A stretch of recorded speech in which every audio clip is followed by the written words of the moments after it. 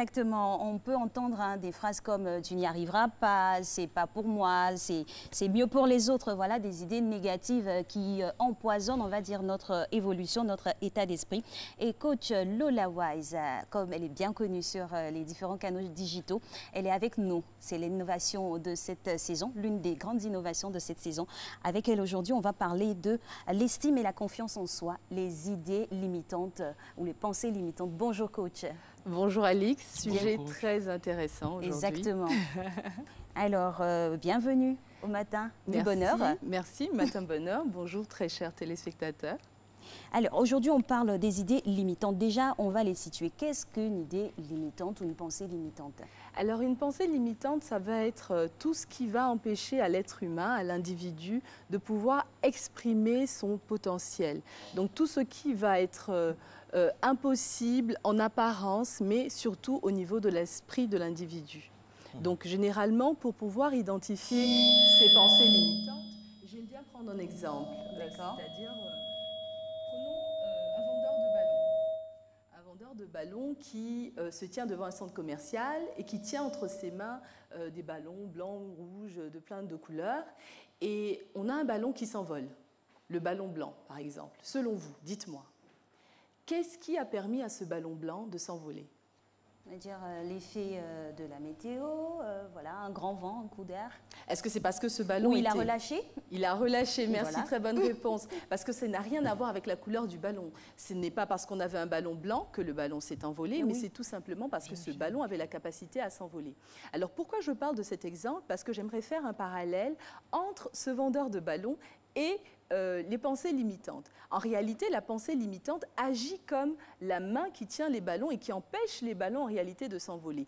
Tous ces ballons entre les mains du vendeur ont la capacité à s'envoler.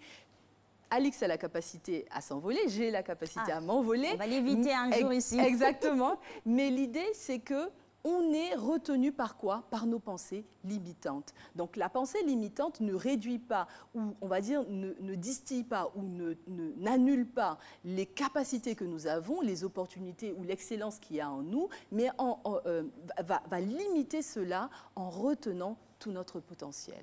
Exactement. Dès lors, on a envie de se demander d'où proviennent ces pensées limitantes. Alors ces pensées limitantes, moi j'aime bien parler des trois E. Okay. Alors, il y a l'éducation, il y a également l'expérience et également il y aura tout ce que nous, on va appeler les échecs, qui en réalité ne le sont pas, on pourra en parler un autre jour, mais ces trois E vont généralement créer un environnement qui va générer, produire ces blocages, ces pensées limitantes. C'est-à-dire que tu as grandi, tu as toujours entendu, tu es vilain, tu n'es pas intelligent, tu n'y arriveras pas, tu es bête, etc. Et tu vas, on va dire, construire ta vie sur ces croyances-là. Et ces croyances, généralement, vont agir également dans un système circulaire. C'est-à-dire que les pensées limitantes vont créer des paroles très souvent négatives, vont engendrer des actes, vont générer des habitudes, vont générer des routines, vont définir notre trait de caractère et nourrir à nouveau nos pensées limitantes. Donc c'est un cercle vicieux dont il faut sortir rapidement. L'environnement, à vous entendre, joue un rôle prépondérant. Énormément. Et quand on parle d'environnement, environnement visuel, ce qu'on voit quand on est enfant, l'environnement au niveau du langage également, ce qu'on entend de façon récurrente. Tous nos sens, tous nos six sens, ce qu'on a eu à expérimenter tout au long de la vie, ce qu'on a eu à découvrir, les expériences qu'on a réalisées aussi bien au niveau de la cellule familiale, au niveau de sa vie sociale, au niveau de sa formation professionnelle, au niveau de sa vie conjugale. Tout ce qu'on expérimente, tout ce qu'on vit, c'est-à-dire qu'au quotidien, on est exposé à des situations qui vont produire et générer des pensées limitantes. Comment bâtir ça dans le roc de notre esprit, très tôt, le plus tôt possible? Alors, j'aime bien cette expression le plus tôt possible. Il faut commencer très tôt, il faut commencer déjà chez les enfants. Déjà, il faut réussir à les diagnostiquer.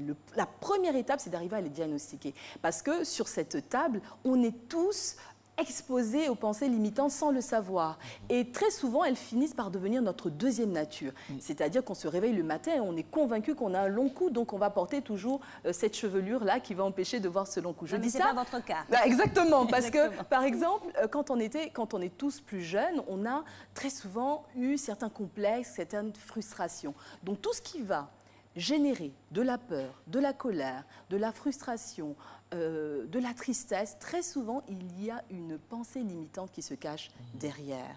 Et à chaque fois qu'on a perdu une opportunité, où on n'a pas pu se lancer, on a peut-être une pensée limitante. On a 1 minute avant d'aller au journal pour récapituler. Qu'est-ce qu'il faut retenir donc Alors, ce qu'il faut retenir, c'est qu'il faut les neutraliser. Donc, une fois qu'on les a identifiés, les neutraliser comment?